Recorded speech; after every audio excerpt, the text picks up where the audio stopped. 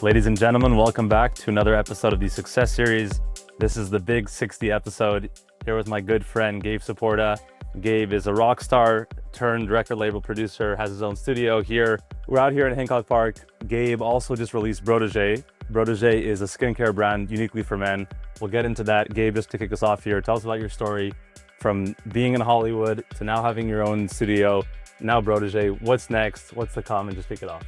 Oh man, well thanks for coming by to Hershey Park. And yeah, I got into music at a young age. I just was, for better or for worse, I had a very strong passion, and I just always knew I was going to do this and nothing else. And I had a really fun career. And about 10 years ago, I decided that I did not want to tour anymore. I wanted to have kids. So I had to figure out how can I still do something that I love and be involved, but not have to like give up my life to do it. And so I started a record company. And that's been like the past 8 years, been doing that. That's been great because as much as I thought I knew about the business side, really like building a business around it and, wanting to support other artists that we believed in and help like make their records, get them out to the world and build their businesses. It taught me a lot, about business building, and especially just so much has changed in the past, even 5 years, like with the internet, the way people consume music, the way people discover things, media in general, what's more important, the content or the distribution. There's always that fight, I think, when you get to like, even from movies to music and everything. And through doing that, you hear a lot about artists don't make money on music, so they're selling tickets or they're selling merchandise and, getting into e-com. And I just saw a white space in the skincare world. And I really saw that so many, especially like my friends and people that are into music, people that are maybe like not so bought in on like, the trends of like health and wellness and beauty gurus and stuff like that. Like, these people are just being ignored and they're not doing anything.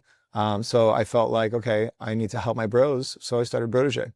I love it. And so I'm sure you had many other ideas that maybe were just in ideation stage.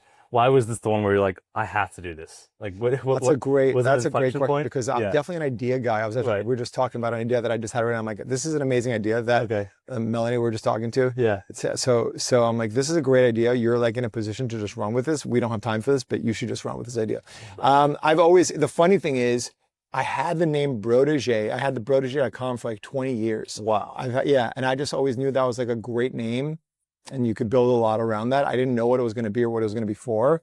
And kind of a few things just coalesced at the same time. I always kind of was watching what Liquid Death did, which is their concept was, why should dudes that are playing rock shows, the guy who started Liquid Death, he went to the Warped Tour that I played in 2008. Okay. And he's like, why are these bands drinking Yoga Mom water? Like why isn't there like a cool brand of water for bands to drink, And that was just like a very simple concept. And I think that back in the day, you just were kind of used to like, okay, you can listen to like your music or whatever, but like everyone's got to drink the same water, right? The big corporations make the water. Now, like, everything in the world is becoming more and more diversified and more decentralized. And there's no reason why everything that you're doing shouldn't speak to who you are and what you're into. So I think that was kind of something that I just watched from the beginning. I'm just like, wow, that's like so simple. It's such a genius concept. So I had this idea for Brotege. I'm like, oh, this could be Brotege, like skincare for dudes with like that twist that speaks to them in an affordable way, for, with a different feel, different experience. A lot of people said Liquid Death's not going to take off. It has the word death in it. There's a skull. It's scary. And now it's like an Air One. And the yoga moms are actually buying the Liquid Death now, which is funny. Oh, they are? Oh, yeah, dude. Yeah. So, everything, it's just, that's another kind of like pillar, which is like the concept that niche is mass. It's like what happened in like every, cool city that starts off with like, oh, it's empty warehouses, no one wants to live here. The artists move in, they make it cool, and then the yuppies move in, right? So it kind of just happens. So I felt like that was one concept. And then the other thing I watch is our friend Mary Ruth kind of build up her business and just really start with one product that was just solving a problem for people, right? I remember when she started, she really just hammered this one product, this liquid daily multivitamin for people who don't take vitamins, right? If you're not like a pro vitamin taker and you're not used to like having your vitamin regimen and you know what ingredients to get and what things to do and like you can take all the pills or whatever, right? Like people are just like, oh, it's too many pills. I don't want to deal with that. I just need something simple. And like there weren't good alternatives out there. Like there weren't like good things that were branded and spoke to people. And she just hammered this one product that just was like an all-in-one on a subscription model that just solved it. So I kind of really took inspiration from both of those. And I felt like, okay, cool. This is the idea that's been one of my many irons in the fire that I'm just okay. I'm taking this one out. Yeah, I love it. I think Michael and I were talking about before the podcast here, and we said a lot of people have a lot of things that they want to manifest. Very few actually do. And so when I was saying like, what's the one question I'd ask Gabe? It's like, how do you actually do it all, right? Like, how do you have an idea to do this? You have a family, you have kids, you record label, like all these great stuff, and still have the time to pursue your passion, right? And start new things. And okay, I'm going to start a skincare brand. Like, why not, right? I feel like a lot of people have that thought. Most don't actually do it, right? Yeah, I think the trick, especially like as an entrepreneur, right? There's like a lot of people that have great ideas and can never execute. Right. And there's a lot of people that are great at executing and are not doing anything original. They're just like always go, go, go, but it's like nothing unique is coming out. So for me, like a great, entrepreneur, visionary is a person that can oscillate between both worlds. And really that's what a great artist is, right? Because a great artist kind of sits at the periphery of society and the outcasts, right? Because it's someone that is able to give authentic commentary that can see the kind of mainstream society and understand it and be able to say things that are outside the box that only someone from outside society and outcast could say. And the outcast people can have a lot of commentary in society, but they're so far away that it doesn't penetrate. So you really have to be able to speak to both sides of the world. And I think that's what makes great artists. And I think that's also what makes great creatives, great visionaries, great, business people. And I think that you have to like be able to go and execute and work within the system and have like a process and a system and really build a business. Right. But you also have to have a unique idea to make your business something that's worthwhile. And like the way I kind of do it is I will like hyper focus for a period and just keep my head down and not look at anything. And then there's other times where I'm just like, I'll oscillate. I'll just like be like, I'll look up and I'm like, okay, what's around me? What's going on? And let the ideas come. And then like really knowing when to strike. It's almost like divine timing. Yeah, I was gonna say there's no strategy, right? It has to.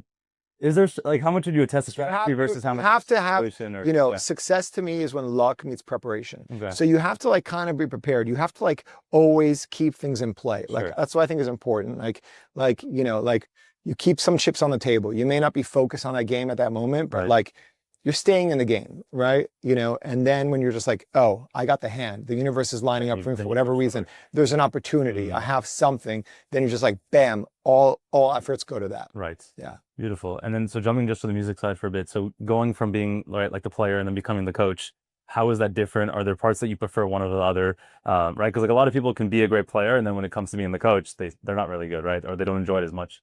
How have you found your stride in both worlds? And then do you enjoy one more than another? That's a great question. I think for me, I personally like being the coach way better at this point in my life. I'm in my 40s now. Obviously, when I was in my 20s. Brotege, you look like you're in your 20s, right? Thanks to Brotege, I still look like I'm in my 20s, yeah. When I was 20, I loved being on stage. And to me, doing music was just like I did everything around it just to be able to be on stage for 30, 45 minutes a night. Right. Because I loved it. But that gets tiring. I did that for like 15 years where I traveled the world, and I got to play everywhere. And at some point you want your life back. You want to build a life. I wanted to have kids. Right.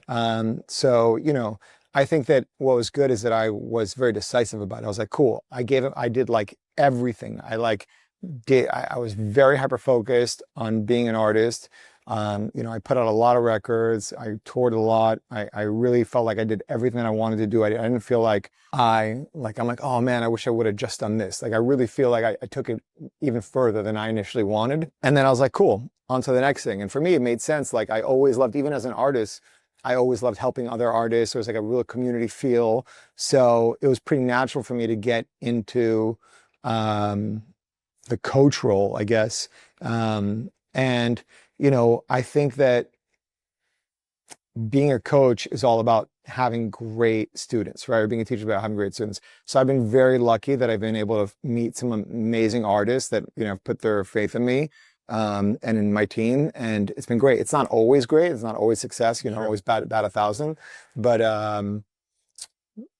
when you have the ones where it really works, it's just so rewarding. Yeah. And then, like, for advice to artists that are looking to find, the right record studio or the right record label, like, how do they go about that? What would your advice to them be? Like, do they get found? My advice is like, stop looking. Like, record labels have invested like millions, hundreds of millions of dollars into the best systems for discovering artists before they're big. What you need to do is focus on your business and your music and get great, put your head down, and they'll come to you. Yeah, people find you. And that's why I do everything. Even with Brotege, I just started Brotege. VC reached out to me within like 2 weeks of opera. I'm like, how did you even hear about us? Like, we just started. Like, right. It's like, and they're like, oh, we keep our eye. That's great. So like, that to me is like a great sign that we're doing something right. But I'm not like spending my days running around town, talking to all the VCs, trying to be like, hey, invest in us. It's like, we're going to build a business. And if you think that there's value, you can come be a part of it. To be successful is all about exchanging value. Like, I believe in this, I'm doing this no matter what. And if you believe in what I'm doing and you can see a way that you can help me, let's work together. Right. Yeah. And then jumping to like the family stuff, like I always think about this for myself. It's like, I don't see myself being able to operate at a business at a high level, also have a wife, also have kids, and do all those other great things too. Why not? Why not? Yeah. Because at least now, maybe this is just like where I'm at. It doesn't feel like there's time, like bandwidth, mental capacity to handle any of those things. Did you feel that way when you were younger? If not, how do you balance it today? Right? Like, how do you push like crazy at your work, come home, have the energy to be with your kids? Like, where does that come from? First, you have to have a great wife, because like a partnership is like so important. A great partner is like, getting married is also like building a business. You're building your business. Your kids are your best investment you'll ever make. And there's times where it feels crazy and stressful, and times where it's just like, wow, this is awesome. So, this is where it kind of gets spiritual, is like, you can work your ass off, 18 hours a day and still nothing comes out of it. And there's people that can work 4 hours a day and they just have like they're blessed, right? So I think that just like making time for helping others and spiritual work and growing as a person helps, align the universe in your favor. Right. So obviously, my parents, and I think I talked to this, with a lot of different founders and entrepreneurs. The way you were raised and the family you grew up in, both for good, better and worse, dictates how you operate and the way that you view life. What was your childhood like? And then does any of that, whether for good or bad, have affected the way that you operate your business or chase your entrepreneurial journey?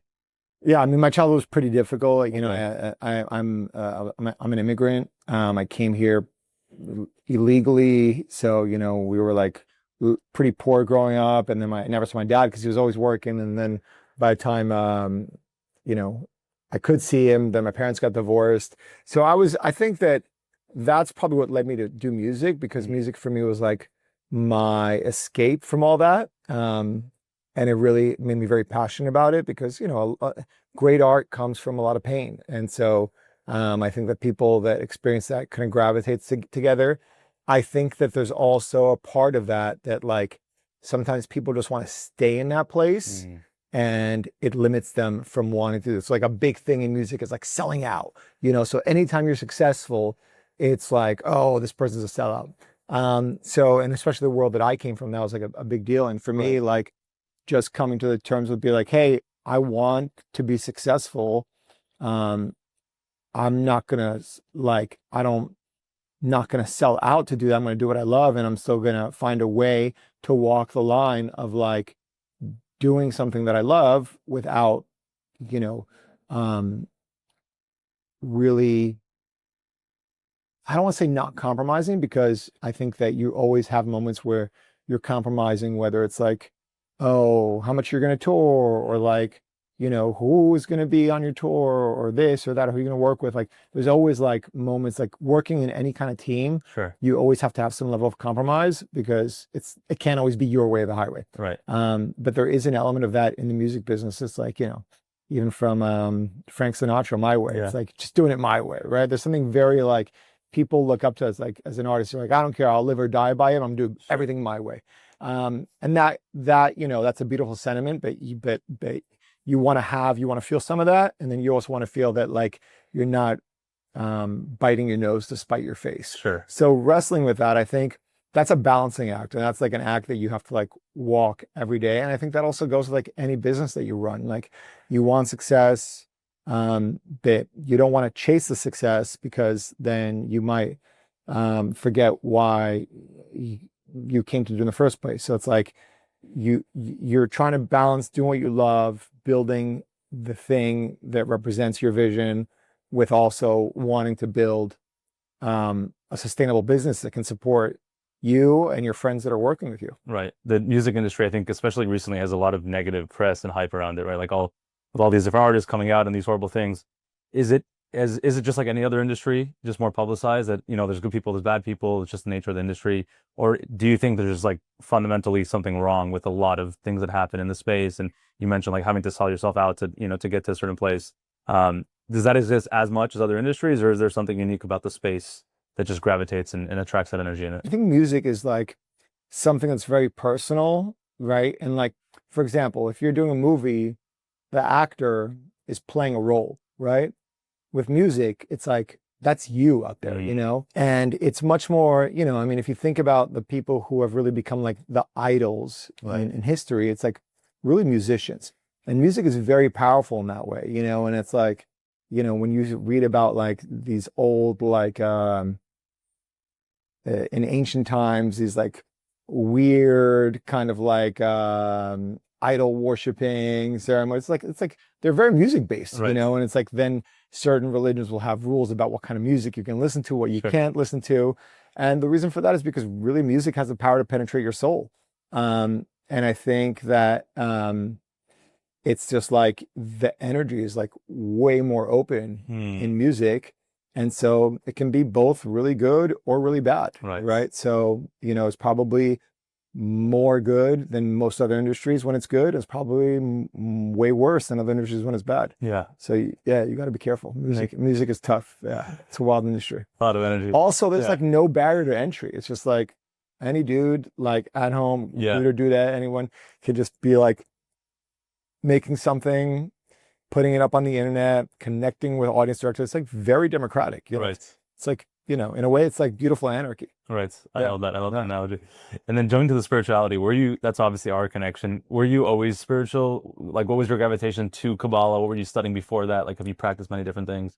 I think that everyone who is an artist is spiritual, right? Because like an artist is someone that's like looking beyond what they see for meaning, right? So they're searching for meaning in some way. So they're like digging deeper than probably other people are to do something, right? Doesn't mean that everyone's a singer is spiritual. There's a lot of singers that aren't artists, that are just great singers and, aren't really doing that work of like, trying to write something unique or trying to find an answer about themselves or the universe or anything through their art. So, and I talk about this a lot with like the young artists I work with. So I'm like, are you an artist or are you a songwriter? And it's like, those are different things. One is a craft, one is an art, right? So they overlap, but they're not the same. And I think that when you're searching, you're going to go and search for answers for a lot of things. That's why I think a lot of musicians get into drugs. And there's this great quote that I heard. There's a story about Eric Clapton, and I don't remember. Maybe it was like Eric Clapton and Ringo Starr or someone, and like Eric Clapton had like a big heroin addiction, and everyone was trying to get him off of heroin. And the other musician who's his friend, I think it was Ringo, it could have been someone else, I don't know who it was, or maybe George Harrison. I don't remember. I think it was one of the Beatles. He came to him and said, hey, I'm not going to try and get you off heroin like everyone else is, because I totally understand. Like, you go up there for 45 minutes and, you know, for an hour, and you're channeling the word of God to the people, and the people are like channeling back through you their hopes and dreams and wishes. And then you walk off that stage and you feel totally empty. Wow. So, and I get why you have to just fill it with drugs. And, you know, I think that a lot of artists, musicians in particular, fall into that because, again, they're not performing someone else's lines. Right. They're out there bearing their own souls, and then they become this vessel for the stuff, and then they leave and they feel empty. And like, you hear these stories, you're on tour and you just perform in front of 10,000 people, and then, you know, you're by yourself in a hotel room. And it just feels horrible, right? Just gut-wrenching. It can feel bad. That's why there's always the after party, right? You know, it's like you have to keep it going, right? And the drugs. So like that's why. So I think that a lot of people then look for spirituality. You find a lot of like different musicians looking, you know, people are doing yoga, people are doing ayahuasca, people are looking. I think for me personally, like I also looked in a lot of different places. Yeah. And then, you know, for me, my experience growing up with Judaism was like the very kind of your basic rote religion, dogmatic, and I didn't know that Judaism had this whole element that included meditation, that included like a cosmology of like, you know, what the world is, the energy of the universe, you know, and like the, you know, the things that, you know, when you learn that you're young, which is like, oh, you can't say God's name. Right. You can't draw a picture of God. There's no God. God doesn't. It's like, oh, you know, it's not like some stupid rule. It's because the idea is that like the notion of a higher spiritual being is beyond the physical world. It's an energetic thing. Right. And so it's not that you can't do those things because you'll go to hell. It's if you do that, you're going to limit your understanding of what this higher thing is and how to connect to it. Right. So then I was like, okay, cool. There's like some cool stuff in here. And then that's when I started learning about it. Yeah. And then have you noticed yourself getting deeper entrenched in as time goes on? Like, are you more curious than you were 20 years ago, 10 years ago, 5? For sure. Yeah. Right. Yeah. What about it? Is it just the consistent knowledge, endless knowledge that you can? I think I love history. I love trying to understand. Wow, this podcast really just got deep out of nowhere. Out of nowhere. Yeah. Went from Hershey Park to Hershey Park. Yeah. I love learning about where we come from and how human civilization, what course we're on overall, like through human existence. Because if you think about it, the world has been here for whatever, 5 billion years, whatever, how many different creatures have come and gone. And then we're right at the pinnacle of this experiment called, you know, human consciousness. And at some point, there were a lot of like, the kind of like, up on 2 feet walking. And then like at some point it's like, bam, Homo sapiens have consciousness. And like, we understand, you know, something bigger, and then we're passing that on. And you see that like every generation, civilization builds on civilization, but it's still like, we're still fighting the same wars that we were fighting 5,000 years ago. So that's the thing that I find really fascinating. If you're talking about like, people are just like, today on a call, I was just like, or someone's like, what are your hobbies? I'm like, bro, you don't want to know about my hobbies. I'll tell you off camera. That's it. And then, so to take a pivot and to jump to Brotege, like what's your plan with Brotege? What's best case scenario? What's go to market? Like, who's your client? How are you reaching them? I mean, what happened with Brotege is when we hit our 30s, me and my friends, people just were not doing anything to take care of themselves. And I remember I had this one friend who was one of the coolest dudes we knew, who was like the singer in a band, super good looking, like was always out at the coolest nightclubs. He posted a photo of himself online, like a selfie, and his lips looked like they're completely chapped, like they're falling off, and people were just like dogging him in the comments. So like, bro, what the hell? Did you just walk out of Chernobyl? like Poor guy, he just got roasted. The guy getting roasted, and he's like, and he responded. He's like, F that, like chapstick, creams, all that shit's for pussies, you know? And that just like, it really struck a chord with me. I'm like, huh. How many guys feel this way, right? A lot of dudes feel this way, you know? But like, I relate too, because, you know, for guys, you're not used to putting something on your face at a young age, right? I think for women, it's a little different because they start wearing makeup. When you wear makeup, you have to wash it off, Right. and then you have to put on like creams to protect your face. You But get like, used to going to that it's like routine. putting a bunch of crap on your face. Right. For a guy who, you know, washes his face, hair, and Body balls wash. with the same things, it's like they're not thinking about that. Right. You know, it's like, you know, definitely not chapstick. You know, they're not putting a little stick on their lips. You know, it's like Never gonna happen. and again, that's not every guy. There's a lot of guys Right. who are like very into it. They have their routine. Yep. Some guys even get like regular, you know, manicure, mani-pedis. You know, they do their thing. Yep. And like that's cool. But like there's a whole half of the population Right. who is like completely like tuned out to that. Like all these products are not reaching them. They're not speaking their language. It's not offering them what they want. You know, and I felt like, okay, I need to solve this problem and really give something that's going to work, that's going to be affordable, and that's not going to be cringe too. I wanted to make skincare fun, you know, in a way. So I really came up with this. Just, you know, if like, what are your essentials? What do you need? Yeah. A, you need to just moisturize every day. You need to keep your skin from cracking. B, you need to protect your skin from the sun every day. Right. And C, if you're getting older, like it'll be great to have like a little bit of something to fight the wrinkles, right? Because that's the other part too, is like, it's like kind of like starting to use skincare as a dude in a way feels like you're admitting that you are aging. And that you don't want to do that either, right? And that you're just on a irreversible flying wheel. Death. Yeah, that's it, bro. You're on your way out. Right. It's like you're not growing anymore. Which nobody wants. No guy wants that. So guys will avoid that for as long as possible. Right. So my way is, okay, how can I help these bros? How can I do it in a way that's affordable, and easy, and actually effective? Right. And I saw one of your ads on Instagram, and I was like, this is just fantastic. So thank you. Yeah, and that was the one where you sort of popped out of nowhere like the genie, and you came in. Yeah, that's good. That was great. So like, where do those? I'm sure you're just creative, and you probably come up with a lot of these ideas yourself. But how do those come about? Like, do you just drop them down? I just no. I mean, and that's like the especially in today's day, we're like, you just need so much content, you know. So it's like you just have to keep churning it out, and like, you know, different parts of the thing are going to speak to different people. Like some people love the fact that we're using recyclable aluminum tubes, right? Some people love the fact that it's vegan, right? Some people love the fact it's cruelty free. Some people love the fact that it's subscription, you know. So every kind of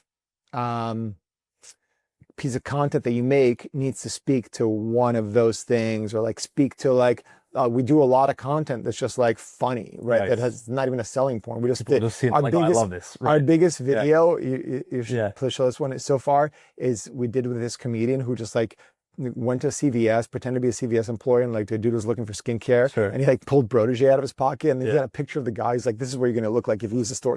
Like, and when he's like 30 years. What I learned from music is, right, if you equate music, and I hate talking about music this way, but like, you know, there's like music is like the product, quote unquote, but then like, what's the world around it, right? So you're building the universe around it, and that's almost as important, if not more important, than what the product is, right? I mean, the product needs to be great. People need to love it, but you also want people to feel like they're a part of something. And that's an important thing to me. And like, especially today, there's just so many faceless brands, and like, you know, that are just like, oh, you know, whatever. Daily moisture. I don't really want to stand, but yeah, it's just like, what else are you getting from it, right? And how do you differentiate between 30 other products, right? When they're just. And I'm also like not trying to be everything to everybody. Like I'm going after a certain kind of dude, you know, a dude who's like busy, or doesn't know where to start, or just is turned off by the whole thing and wants to laugh at a funny tube in his medicine cabinet. Right. And that's what I'm trying to go for. Yeah. I'm sure this is just the start of the Brotege brand. I'm sure there's many other product ideations that you probably have, and we'll have that in the next pod once we roll them out, and we won't sneak peek them. Jumping slightly different, like so your artists that come here and work, and they're part of Tag Group, like what's their experience like? What do you mentioned this is similar to like the venture capital route, but just in music, right? Where like you're there at the ground level, you're supporting them, you're helping them grow, build their career, incubating them, right? But what is like the day to day for an artist who comes here and is a part of something great? It depends on the artist, and depends, you know, artists go through cycles. So there's like again, it's like very much the left brain, right brain, like introvert, extrovert. Like for an artist to make great music, they have to almost be like a recluse. They have to like be a hermit, not get distracted, go into themselves, come up with like, see the world standing outside of it, and like write about it, or write about their feelings, or whatever they're writing about. They need space for that. And then they're making this record, they're building the world, and that's when we actually work with them the whole way through. We're working like when artists are like not talking to anybody, they're talking to us. Really? So you're both interested. Yeah. Dude, we have this one artist, this band we signed out of Argentina called Pacifica. Okay. They're my favorite test case because we signed these. It's two young women. We signed them. They had no following. They had posted one video on YouTube, and I'm just like, there's magic here. I don't know who these girls are. Yeah, you recognize it. It's incredible. Yeah. And they had never put out a song. They had no fan, nothing. Like literally from the beginning. Yeah. We worked with them for a year on the music over Zoom in Argentina. We only met them last year in person. And, now they're touring the world. They're working on their second album. They've had millions and millions of streams and plays, and like they have a real fan base. Incredible. And it's like, that's the most rewarding thing. And like, now they're working on building the universe of their second album, right? And what that's going to look and feel like. And I have like amazing team that works here also. And, very creative people. And we bring in a lot of like different third parties. If we're bringing a great video director, great creative director, great whatever, someone that will complement what the artist is doing. So every artist needs like their bespoke team, I think Lady Gaga has her like House of Gaga, right? Which is like all of the creatives around her that are contributing to what she's trying to do. Right. And then, so in your own life, like, how do you compartmentalize your day when there's Brotege, there's music, there's everything else in your personal life? Like, do you have one day that's for Brotege, one day for Tag? Is it split? Is it hourly? Like, I'm sure you're on 20 calls a day, right? So how does the way I talk to my team, and really I've leveraged like having this, what we do here as a record company is that we're basically like a boutique creative company, right? Okay. Like, so it's our job to really figure out like how to flesh out the creative, how to build the universe, and then how to bring that to the world, right? How to turn that into a business in a way, right? Because that's the dream for an artist. An artist is making music. Their dream is like, how do I sustain myself from doing this? How do I really be able to pay my rent from doing music? How do I maybe buy a house one day doing music, right? That's a dream, right? No one's like, there's very few artists who get into it and be like, oh, I want to be like, Britney Spears or whatever. Like, they're really just like, they love aspiration. I mean, don't get me wrong. There's a lot of people, especially in Hollywood. Yeah, I want to become some like top. But you're saying most artists don't. They want to just make a good living. And I differentiate. Like, I think an artist primarily. I think the artists that get to the point where they become global superstars always started because they loved it and they were just trying to like do something they love and make money and just not have to worry about like where they're going to live while they do it. That was their dream. And then they made it and they're like, wow, I'm on this train and it's going. I'm going to keep going, see how far I can go. No one who says, like when I talk to an artist, I'm like, who are your favorite artists? And they're like, Ed Sheeran, Maroon 5, or like, naming just like the top 5 in the world, Bruno Mars. I'm just like, all right, cool. You have no shot. Right. Because like right away, because you're not in the community. You don't know who is like, who the young developing artists are. Like imagine you came to me and I'm like, oh, Brotege, who are your competitors? I'm just like, oh yeah, Neutrogena, Nivea. I'm just in, but it's like you don't know what's going on. Right. Be at your playing field. You haven't even done the research. Right. Right. So you just like playing guitar. Right. Just cool. Play guitar. Like write your songs. You might be a songwriter, right? You're not an artist. It's different. Right. So really just helping artists build their dreams and build a business around their music. Right. So really with my team, I say, okay, let's treat Brotege like it's our top priority artist in a way, right? Like, so it's its own group. We're building the universe. And then I also have a lot of people that are outside the office that are specific for that world. That like content team and this type of team. Yeah. But also like, obviously, manufacturing. Right. You're making a different kind of product. I'm not working with the producers and songwriters that work with for artists. It's different kinds of people that you work with to make the products. Right. So, that took a long time with the Brotege. I kept quiet about it for years while I was like figuring out what the product is. Which I think is cool because I think a lot of people like announce it first and then they start building it. Has that been always like your sort of like trade secret where you sort of prosper in silence and then once it's manifested, then you come out and I just think it's much more powerful to just be like, cool, here's my thing. Like not, hey, I'm working on a skincare product. It's like, here's Brotege, right? Like it's live, here it is. It's what I did with Cobra Starship too. With Cobra Starship, I was in another band before Cobras that had 2 record deals and 2 major labels. Okay. Failed at both of them. Yeah. As an artist, you just have to be smart and have a strategy. A lot of times people are just like, cool. And that's why you have, like, in today's world, things move so fast. The song can go viral and the artist has no follow-up song. I mean, how many songs have you heard in the past couple of years that come and go? You can't remember the artist's name and you've never had enough one. They didn't. So you have to expect it to blow up, and then you're like, what's next, right? And you have to already be planning for that. Is that the thought process? You have to have a little bit of a strategy. And people sometimes don't take the time to do a strategy, which is hard. I mean, it's not like it's I think that you know,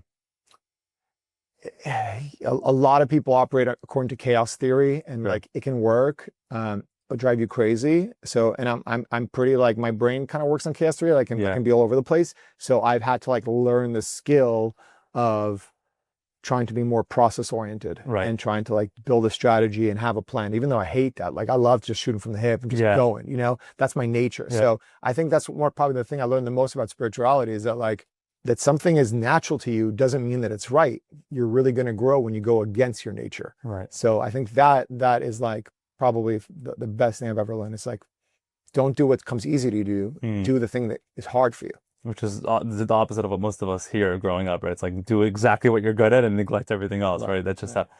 Depends on the person. Yeah. For some people, it's great. You know, I like to be well-rounded. Yeah. And then what's something about Gabe Saporta that most people don't know? Oh, I'll tell you what. People probably know this about me. I'm a really great poker player. Really? I did not know that. Yeah. Some people know about this about me, but I actually just played. I just played Polestar, which is like the organization that does all the touring stuff. I played with all these agents and stuff, the Polestar tournament. I made it to the final table before I had Cobra Starship, before I was making money as an artist. Yeah. The way I sustained myself was playing poker in the underground clubs in New York. Wow. Yeah, that's a cool story. That is something. That is pretty awesome. Yeah. And then once you're in it, is it like what it is in the movies? Like in Molly's Game, it's the same type of concept. It's like you go into a bar somewhere, there's a guy standing there for you. You're in the game, you can play many games. Like how does that whole thing work? I didn't see Molly's Game, but I saw Rounders. Okay. It's kind of like Rounders, but it's not a dark dingy club. It's like the lights are all on. Got it. You know, a lot of them were like Italian clubs. Right. Like I played at this club called the Genoa Club in New York. Okay. And the dealer had like no fingers, but there was like an old lady making pasta that you could buy. You know, that like pasta. It was cool. So it was like a little, like a couple of places that I played at got robbed a couple times. Wow. Like another hit by someone. Wow. And like people suspected that it was the own gang running it, robbing their own club. So it got a little crazy. I was never there when it was robbed, but this is like in the early 2000s. There's a lot of newspaper articles about it. Derek Jeter was at one of the games. That's pretty cool. Yeah. Oh, I know, maybe not Derek Jeter. Maybe A-Rod. I can't remember. Yeah. That sounds like an A-Rod thing. A-Rod. Yeah. That's awesome. Okay. And then just for our audience here, like a lot of our audiences in their 20s and 30s, still navigating through life, figuring things out. What's the best piece of advice you can give them if they're just completely clueless on what they should be doing, how they should be doing it, and just finding purpose? On what they should be doing? Yeah. Let's say they're just like, I've tried a couple of things, nothing worked out. Now I'm kind of sitting here living in Santa Monica and, you know, just want to know what I should be doing with my time. I think the most important thing is to like really get a mentor, like learn from someone, get a job somewhere doing something, make yourself useful to someone else, make yourself indispensable to someone else and learn. Because I think so many people have like great ideas, but when you really get into any industry, there's so much nuance that you will not learn in school, that you will not learn unless you're hands-on. And I think you just have to find an industry that you enjoy and just get a job, even if it pays shit, just so you can learn, because you honestly should be paying to get that education. Love that. Gabe Saporta, everybody. Gabe, thanks for being on, brother. It was a great time, and we'll do a part 2.